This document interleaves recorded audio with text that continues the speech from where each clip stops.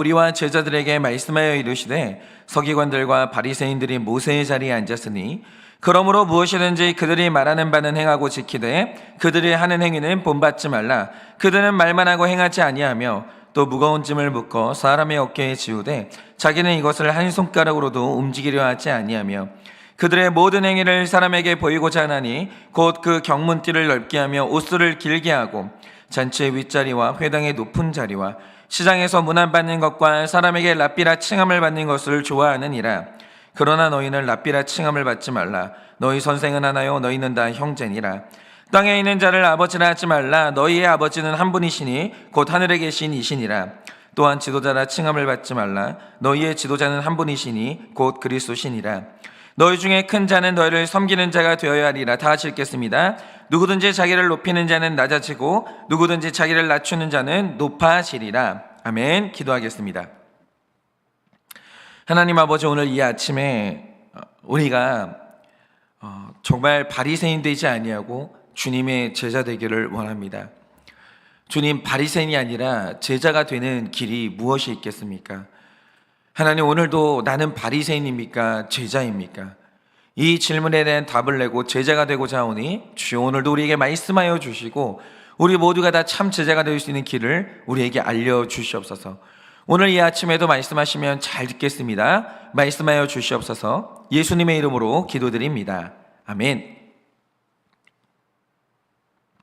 네, 만약에 어떤 사람이 사역의 뜻을 품고 신학교를 들어가게 되면 어느 학교나 그러겠지만 한국교회의 역사를 배우게 되거든요. 그런데 한국교회의 역사를 배운다라고 할 때 가장 중요한 질문이 뭐겠습니까?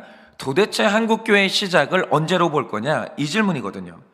그래서 만약에 한국교회의 시작을 천주교회의 시작까지 포함하게 되면 한국교회의 역사는 올해로 230년이 되는 거죠. 그런데 천주교를 제외하고 개신교의 역사만 따진다라고 하면 올해 한국교회의 역사는 139년이 되는 겁니다. 그러니까 드디어 한국교회의 역사가 100년을 넘어섰다는 것은 이제 한국교회 안에도 뿌리 깊은 전통이 생겼다 이 뜻이고 비로소 우리가 역사를 말할 단계가 됐다 이 뜻이거든요. 그런데 교회의 역사가 길어진다는 것은 좋은 면이 있습니다. 너무 좋은 면이 있는데 반면에 나쁜 면도 두 가지를 가지게 되는 거예요. 그러면 일단 우리가 역사를 가지게 된다고 할 때 그때 좋은 점이 뭐겠습니까? 그러니까 몇 가지를 말하면 일단 역사를 가지게 됐다는 것은 그만큼 우리가 시행착오를 다양하게 겪었기 때문에 다음 세대 교회는요 지난날의 역사를 뒤돌아보면서 시행착오를 줄일 수가 있다 이 뜻이 되는 겁니다. 굉장한 자산을 확보하게 되는 거죠.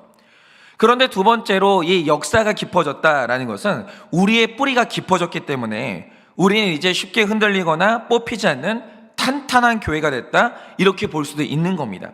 그런데 한국교회뿐만이 아니라 어디가 됐든지 간에 대를 이어서 역사가 길어지면 반드시 나타나는 문제가 하나 있습니다. 그러니까 보세요. 여러분이 오늘 말씀을 보시면 바리새인들이 등장을 하는데 이 시점에 기록된 바리새인들은요 무려 200년의 전통을 이어온 바리새인이라는 거죠. 그러니까 첫 세대로부터 오늘 말씀의 바리새인들은 200년의 대를 이어줘서 온 사람들이에요. 그러니까 이 바리새인의 역사가 절대로 얄팍하지 않은 것인데 문제가 뭐냐? 이들이 전통과 역사가 깊은 것은 너무 좋아요. 분명히 좋습니다. 그런데 예수님 앞에서 너희는 변질돼서 이 평가를 받은 거예요. 그러면 이 말 뜻이 뭐겠습니까? 역사와 전통이 깊다는 것은 분명히 장점이 있는데 이게 잘못되면 나타나는 치명적인 문제가 있다는 거예요.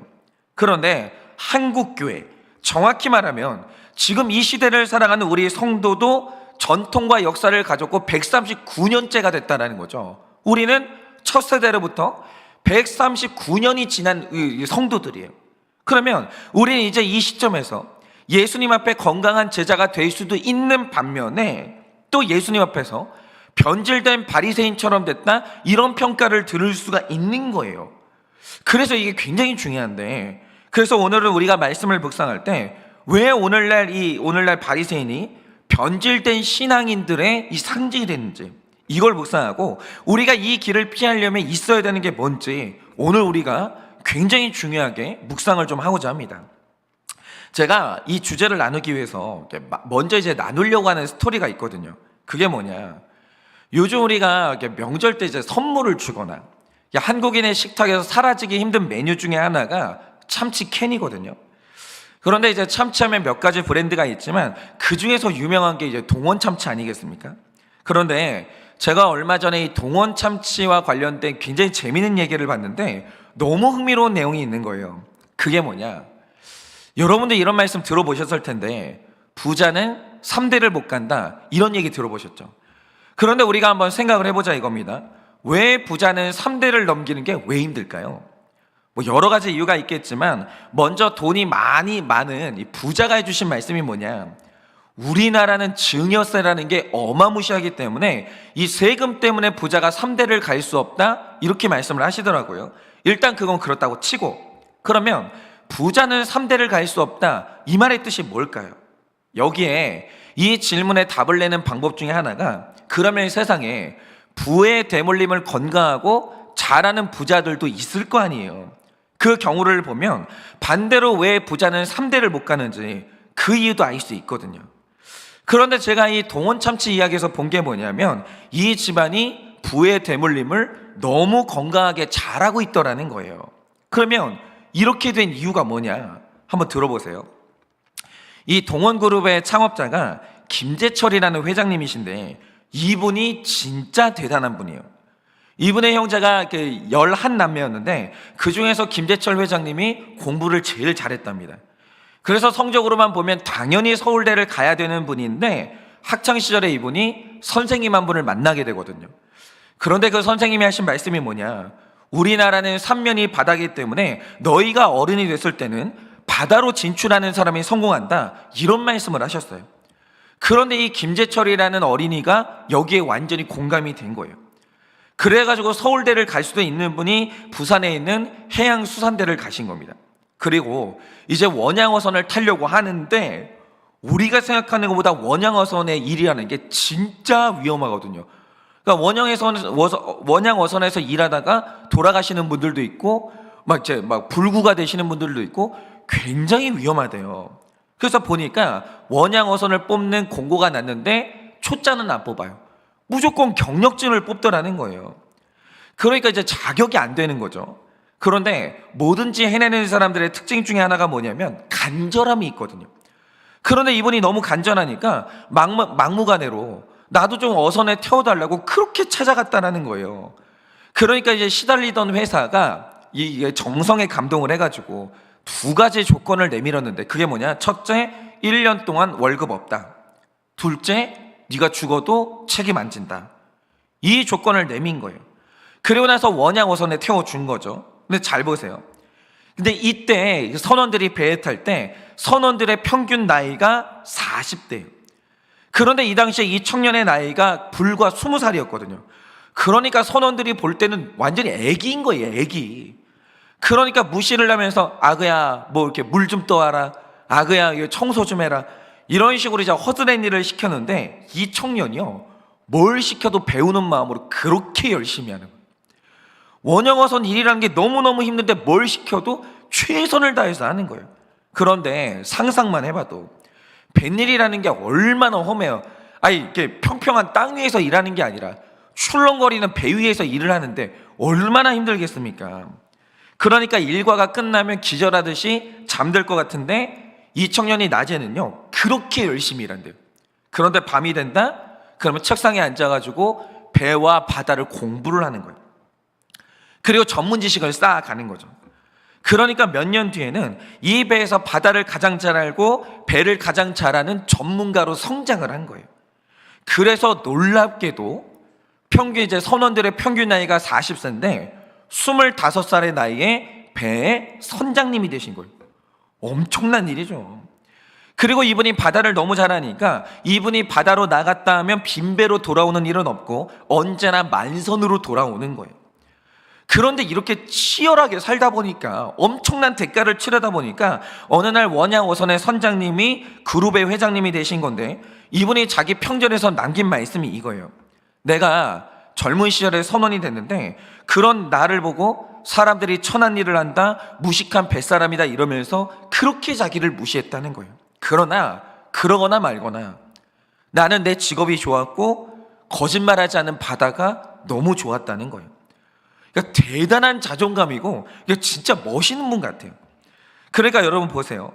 우리가 아는 동원 참치가 어느 날 하늘에서 뚝 하고 떨어진 게 아니고요, 여기에 한 사람의 인생을 갈아 넣은 헌신이 있었기 때문에 오늘날의 동원 참치가 된 거죠. 그러니까 언제나 뭔가를 시작하는 첫사람 개척자들은요, 뭔가를 이룰 때 그가 치렀던 대가가 있어요. 어마무시한 대가가 있습니다. 인생 거기에 갈아 넣은 거예요. 그리고 거기에서 얻은 나의 경험이 있고 누구나 들으면 감동할 만한 내 스토리가 있는 거예요. 창업자들은 그래요. 개척자들은 그렇다는 거죠. 그런데 문제가 뭐냐? 그 다음 세대가 문제인 거예요. 창업자의 아들로 태어날 사람들도 부자가 맞죠. 그리고 아버지가 돌아가시면 그 많은 돈들이 다 내 돈이 될 게 분명합니다. 그런데 그 돈이 내 돈이 되고 내가 부자가 된다고 할 때 아버지가 했던 부자의 경험까지 물려받을 수 있냐라고 하면 그게 불가능해요. 안 되는 거예요. 아버지는 부자가 될 때 부자의 경험이 있거든요. 2세대부터는 그 경험까지 물려줄 수는 없는 거예요. 그리고 아버지의 스토리가 나한테도 있냐라고 하면 2세대는 그게 없습니다. 그러니까 내가 아버지의 아들로 태어나서 같은 성을 물려받게 되고, 또 어떤 사람은 아버지의 아들로 태어나서 기업을 물려받아요. 그런데 돈을 물려받고 자리를 물려받을 수 있는데 경험과 스토리, 그리고 가장 중요한 그분의 영혼까지 물려받을 수 있냐라고 하면 그게 안 되는 거예요. 그게 나는 그렇게 살아본 적이 없는 거예요. 그런데 만약 나도 내 아버지의 영혼을 소유하고 싶다, 아버지의 스토리를 소유하고 싶다, 그럼 방법 딱 하나밖에 없는데 아버지가 했던 경험을 나도 하는 수밖에 없어요. 그거 말고 다른 방법이 없어요. 그리고 나도 나만의 스토리를 쌓아 나가야 되는 거죠. 그게 아니면 영혼을 얻을 수가 없는 거예요. 그래서 여러분, 이게 헷갈리면 안 되는 거예요. 그런데 제가 처음에 말씀드린 것처럼 이 집안, 이게 동원 참치 이 집안은요, 그 다음 세대의 대물림이 되게 잘 됐거든요. 그러면 이유가 뭐냐? 여러분, 흔히 생각하길 재벌집 자녀들은 교육을 어떻게 시킬 것 같으세요? 부유한 환경에서 애지중지 기르다가 유학 보내가지고 돈 걱정 없이 공부하게 해주고 뭐 이럴 것 같잖아요. 그런데 이 집이 특이한 게 뭐냐? 이 집에 장남분이 계시는데 이 장남이 어느 날 아버지처럼 원양 어선을 타버린 거예요. 그때 나는 재벌집 아들이었거든요. 안 그래도 돼요. 그런데 이 아드님이 그냥 원양 어선을 타버린 거예요. 그리고 아버지처럼 평생 배에서 산 건 아니지만 배에 탄 5개월 동안 하루에 16시간씩 선원들하고 똑같은 일을 한 거예요. 똑같은 일을. 그런데 아드님이 그 5개월 동안 하신 말씀이 뭐냐? 그 시간을 보내다 보니까 돈을 벌고 지킨다는 게 보통 노력을 해서는 안 된다는 걸 그때 깨달았다는 거예요. 우리 아버지가 돈을 벌 때 땀을 흘린 게 아니라 인생을 걸었구나, 목숨을 걸었었던 거구나. 그걸 알게 된 거예요. 돈 한 푼의 그 무게, 엄청난 무게, 그걸 깨달았고, 노동이라는 게 얼마나 귀한지를 깨달았다는 거죠. 그리고 그날 배에서 결심한 게 뭐냐? 제대로 좀 살아보자. 그냥 아버지가 물려주는 재산 이렇게 받아가지고 쉽게 돈 쓰면서 그렇게 사는 게 아니라 나 한번 인생 제대로 살아보자, 이렇게 된 거예요. 그러니까 이 아드님이 자기 아버지에게 이름만 물려보던 게 아니라 나도 아버지처럼 살아보면서 아버지의 스토리를 갖게 되고 아버지의 영혼을 나도 갖게 된 거예요. 살아보니까. 그게 이런 거죠, 여러분. 살아본다는 게 그렇게 중요한 거예요. 여러분, 우리가 그냥 아는 거 말고 살아보잖아요. 살아보면 내 수준을 알고 진실을 알게 되고 내가 영혼을 갖게 되는 거예요. 살아본다라는 게요, 그렇게 중요한 겁니다. 그런데 이렇게 속사람이 같아지니까 지금까지는 부의 대물림이 건강하게 잘 되고 있다는 거예요. 그런데 제가 이 말씀을 왜 이렇게 길게 드리냐, 이게 영적인 세계에서 정말 중요한 원리거든요. 자, 어제와 오늘 말씀을 보시면 바리새인이 등장하는데, 그런데 제가 가장 먼저 말씀드린 대로 1세기의 바리새인에 대해서 이 예수님이 너희는 변질됐어, 너희는 변해서 이런 평가를 내렸다라는 거죠. 그런데 중요한 건 이겁니다. 이 바리새인이라는 집단이 BC 2세기쯤에 처음 생겨났는데, 바리새파를 처음 창시했던 그 조상들도 그랬냐라고 하면 그게 아니라는 거예요. 사실 이 당시는 로마가 전 세계를 제패하면서 사실상 전 세계가 헬라의 문화권 안으로 들어갔거든요. 그들의 정신, 그들의 성적인 문화, 그들의 이제 물질관, 이런 게 다 이스라엘 안으로 들어가는 거예요. BC 2세기 때도.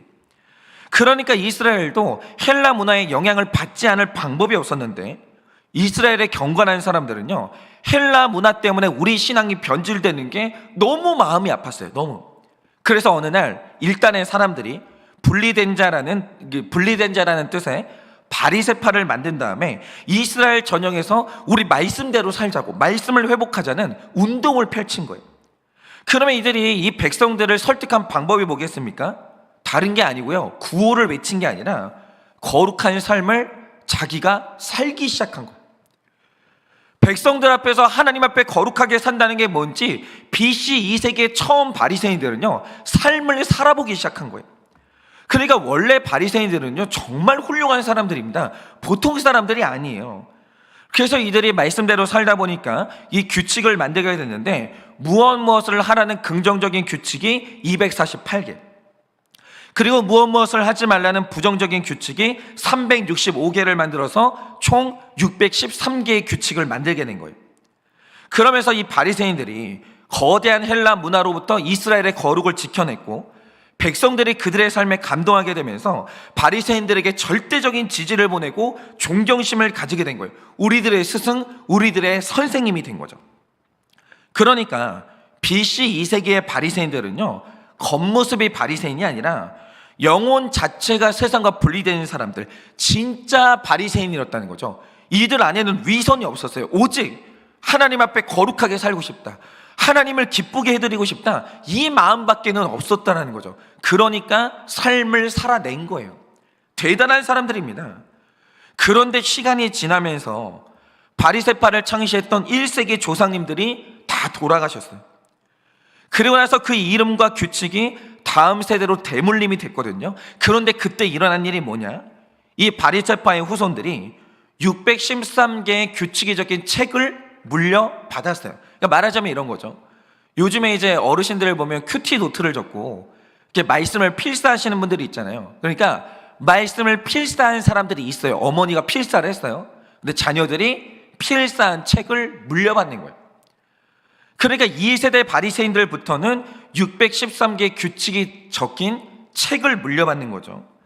그리고 우리 조상들이 입었던 옷, 그들이 받았던 존경, 그들의 이름, 이런 걸 물려받은 거예요. 그런데 여기에서 중요한 게 뭡니까? 1세대 바리새인들은요, 613개의 규칙을 만들 때 책상에서 적은 게 아니에요. 그게 아닙니다. 내가 말씀대로 살아보고 그때그때 필요하다 싶으니까 그래서 규칙을 만든 거예요. 적용해 나가면서. 그러니까 613개의 규칙은요, 바리새인들의 지식이 아니라 그들의 적용이었고 그들의 삶이었던 거죠. 내가 다 해본 거예요. 613개를 내가 살아봤다라는 거죠. 대단한 사람들입니다. 대가들이에요. 그런데 오늘 말씀에 나오는 200년 후의 바리새인들은 1세대와 200년의 차이가 나는데, 이 바리새인의 후손인데, 그들에게 613개의 규칙은요, 내가 물려받은 규칙이지 내가 살아본 게 아닌 거예요. 살아보지 않았어요. 그러니까 내가 규칙도 물려받았고 바리새인이라는 이름도 물려받았지만 내 영혼까지 1세기의 바리새인들과 똑같냐라고 하면 그게 아니라는 거예요. 그러면 내가 진짜 바리새인, 영혼까지 바리새인이 되는 방법이 뭐냐면, 나도 우리 조상들처럼 613개의 규칙이 지식이 아니라 적용이 돼야 되는 거예요. 삶이 돼야 되는 거예요. 그래야 진짜 바리새인이 되는 것이지, 옷과 규칙이 적힌 책을 물려받는다고 내가 바리새인이 되는 게 아니라는 거예요. 이게 되게 무서워요. 바리새인이라는 이름을 물려받았다고 해서 영혼까지 바리새인이 아니라니까요. 살아야 영혼이 형성되는 거예요. 적용을 해봐야 영혼이 형성된다 이거죠.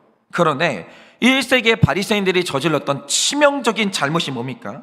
이들이 조상들의 물려준 책을 열심히 공부했어요. 그리고 그 책에 적힌 대로 백성들에게 열심히 가르치는 거예요. 예를 들어서 얘들아, 결혼했으면 싸우지 마라, 부부는 사랑해라, 겸손해라, 돈 욕심 내지 말고 정직해라, 뭐 이렇게 가르친다라고 하죠.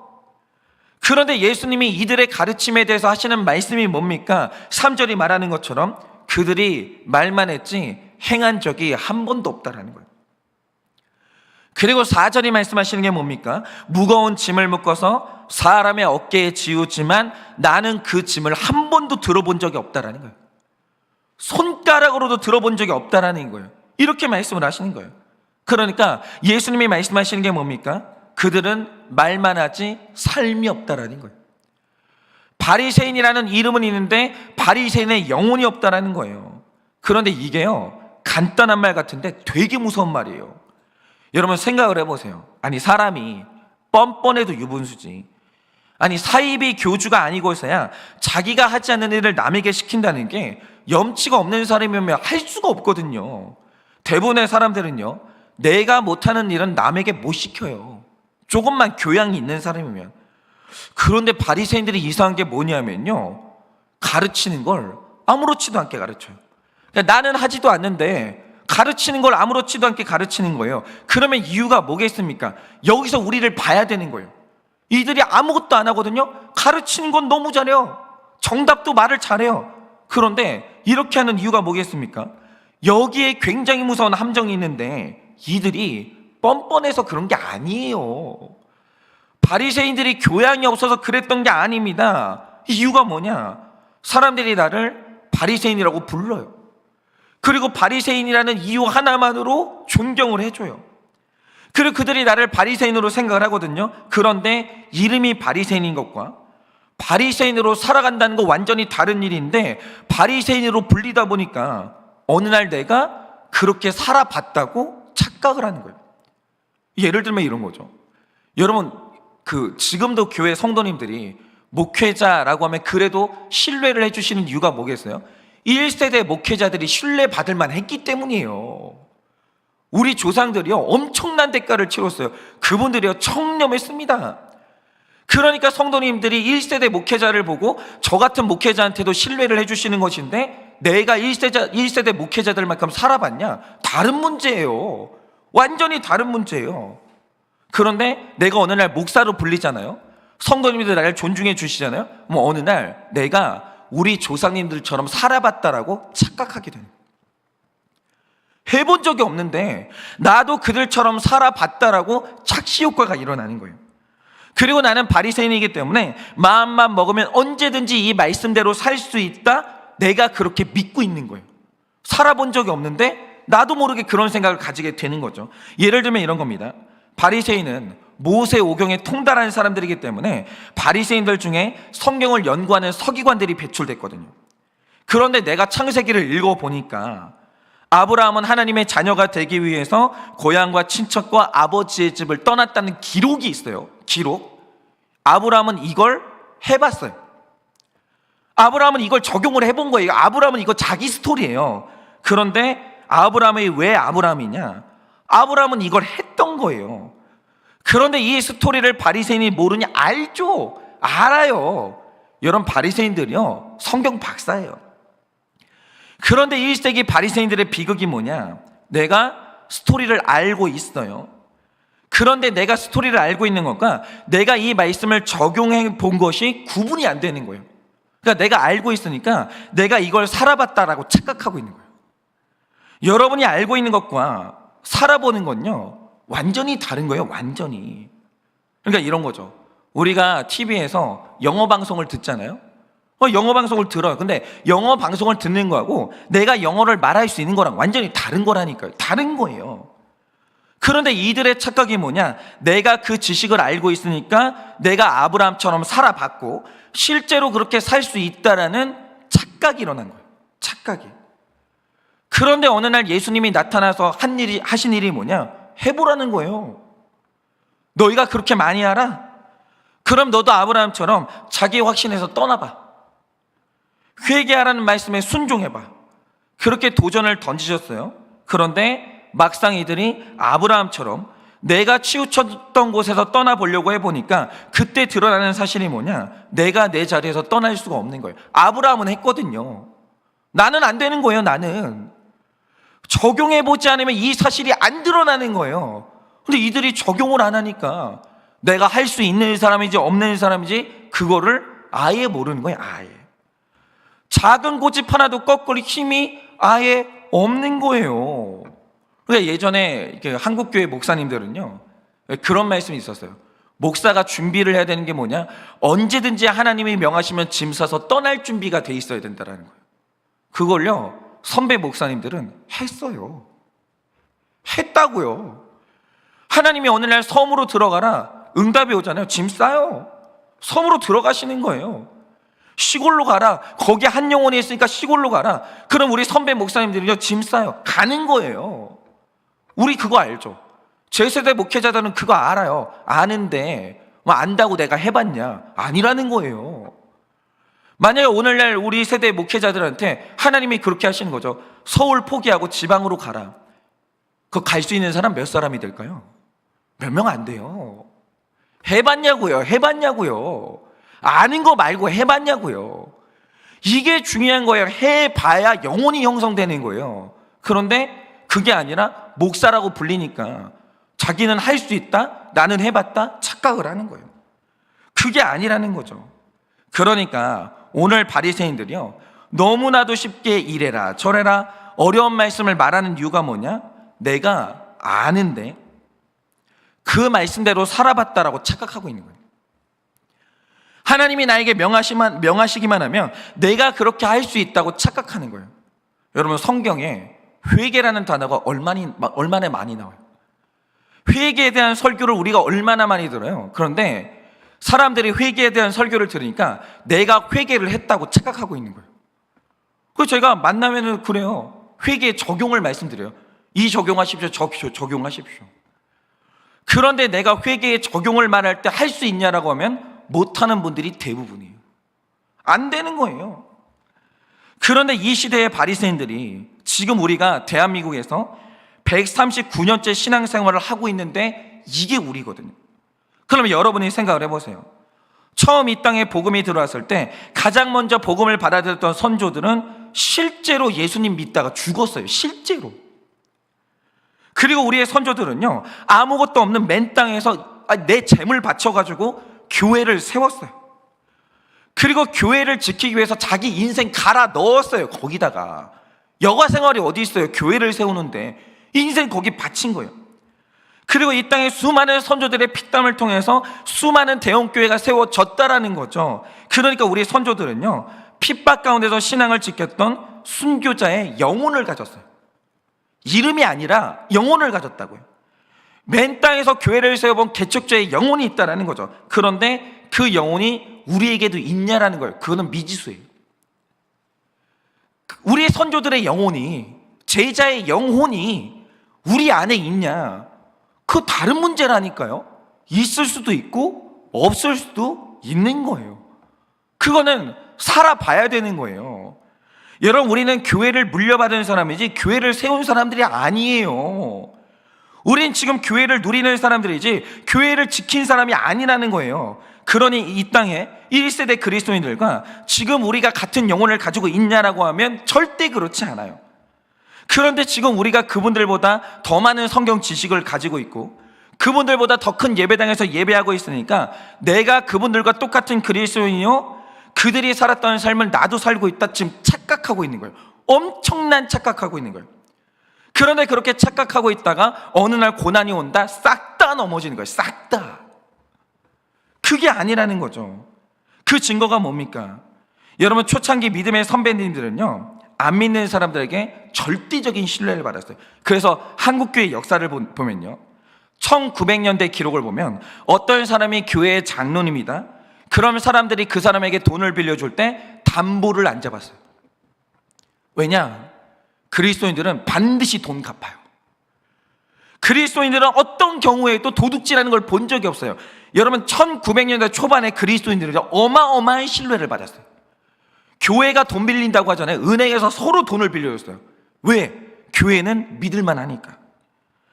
그리고 이 당시에 목사님, 장로님, 권사님들은요 다 신뢰를 받았어요.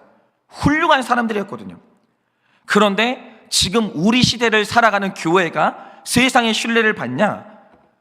예를 들어서요, 목사님들이 은행에서 돈을 빌려가지고 건축을 했는데 돈을 안 갚는 거예요. 돈을 안 갚아요.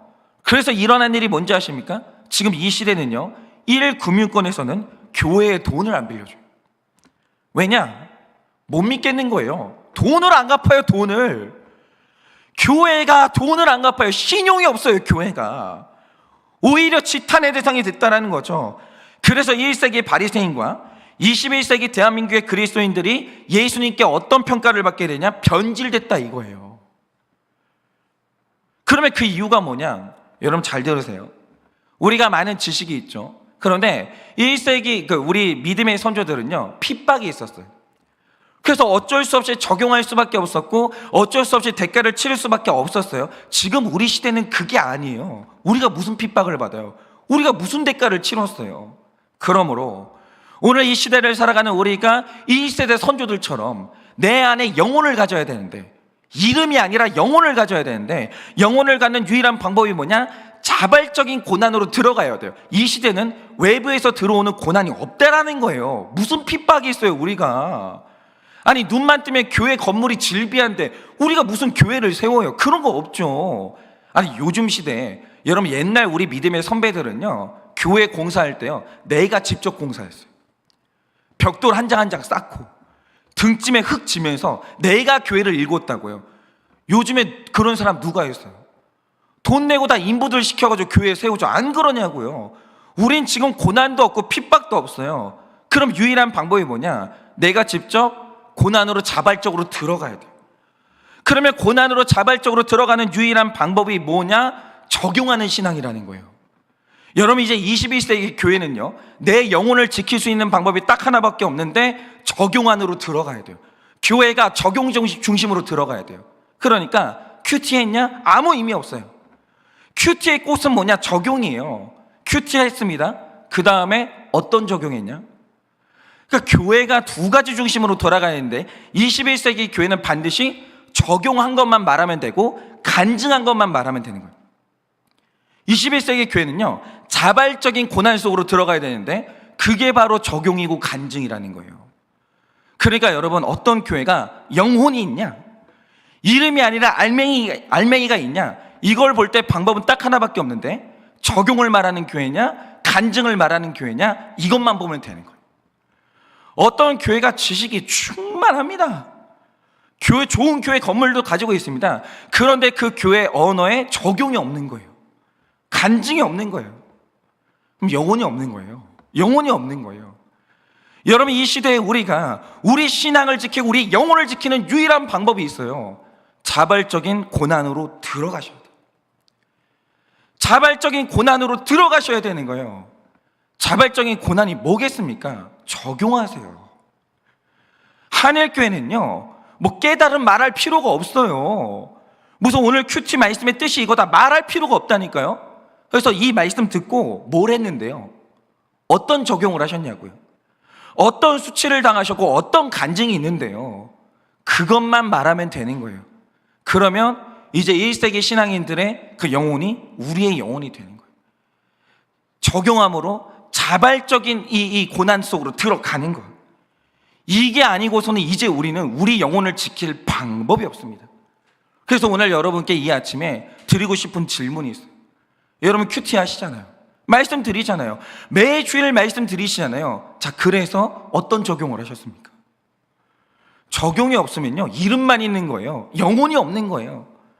여러분 어떤 간증이 있으세요? 그래서 여러분이 회개하라고 하는데 어떤 회개를 해가지고 수치를 당해보셨어요? 이게 있어야 돼요. 이게 있을 때 우리는 껍데기가 아니라 알맹이가 되는 것이고, 바리새인의 이름을 가지는 게 아니라 바리새인의 영혼을 갖게 되는 거예요.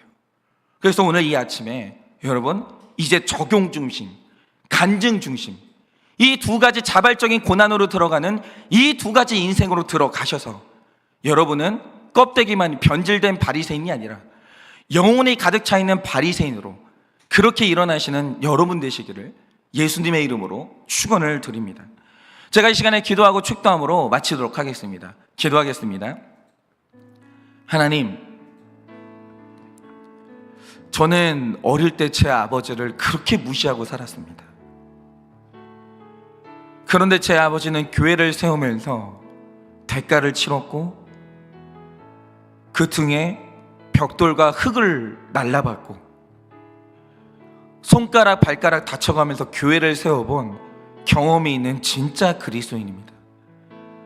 그런데 주님, 저는 말만 많지 저는 교회를 세워본 적도 없고 저는 고난을 당해본 적도 없고 핍박을 당해본 적도 없는 껍데기만 있는 그리스도인입니다. 주님, 이 시대에 제가 제 신앙과 영혼을 지키는 방법이 뭐겠습니까? 자발적으로 적용과 간증으로 들어가 이제는 내가 자발적으로 고난 속으로 들어가는 것 말고는 방법이 없습니다.